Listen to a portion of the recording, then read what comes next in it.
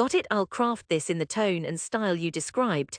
Here's your 1,000-word first-person redemption story in the style of Revenge Realm asterisk. Asterisk, they called my dream a joke.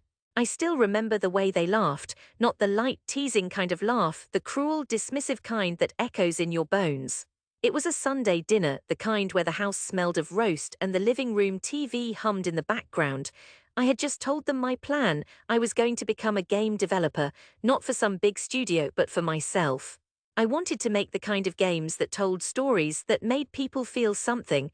The words had barely left my mouth before my uncle smirked, my mother sighed, and my father put down his fork like I'd confessed to a crime. Games, my father said, you mean sitting in front of a screen all day like a child?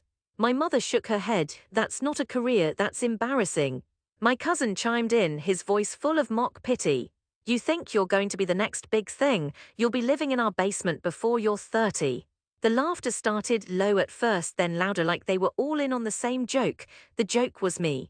I tried to defend myself, tried to explain how digital art and interactive storytelling were changing the world, how people were making a living doing what they loved. But every word I spoke felt like stepping deeper into quicksand. By the time dessert was served, I wasn't just the family disappointment, I was the punchline. That night I lay in bed staring at the ceiling. My chest burned with humiliation, but beneath the sting was something harder, something solid.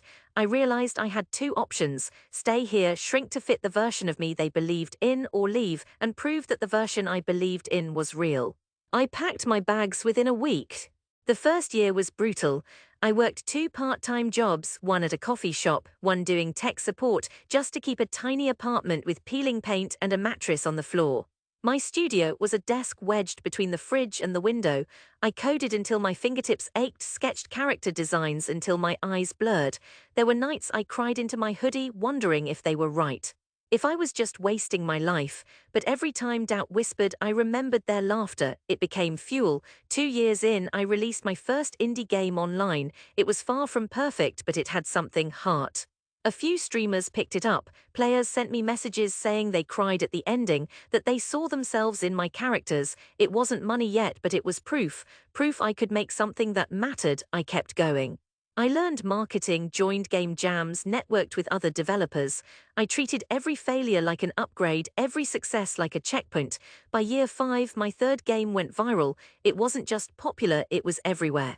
Articles called it a masterpiece of emotional storytelling. Big studios wanted to hire me. I said no, I wanted to stay independent.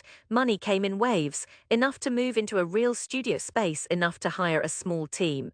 Enough to live on my own terms. Awards followed, interviews, magazine covers. My name became a brand, my games became events, and yet I never called home. It wasn't spite, not exactly, it was waiting.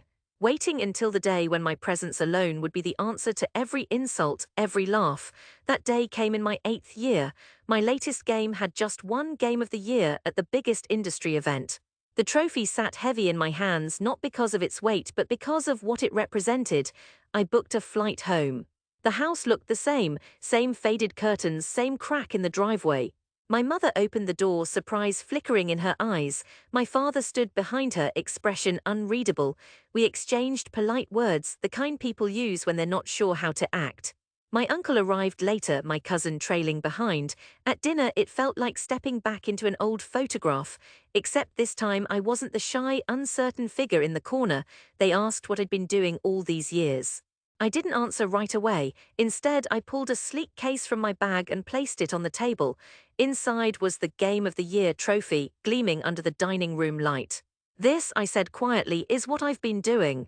The room went still. My cousin leaned forward reading the engraved plaque. My uncle's smirk faltered, my father's jaw tightened. I built something, I continued, from nothing. I took the thing you all said was embarrassing, and I made it into something millions of people love. I made it into my life. No one spoke. My mother's eyes glistened, but whether from pride or shame I couldn't tell. My father cleared his throat, the sound heavy in the silence. Well, he said slowly, I suppose we misjudged you. I looked at him, looked at all of them, and felt the years of struggle settle into a single moment. It wasn't about their apology, it wasn't even about winning, it was about standing here in the same place they tried to keep me small and knowing I had outgrown it. I left the trophy on the table when I walked out that night, a reminder. A story they could tell at future dinners, not about the joke who failed, but about the one who left, built a dream, and came back carrying proof. If you'd like, I can also write a shorter, punchier version of this for a more intense, Revenge Realm style pacing. Would you like me to?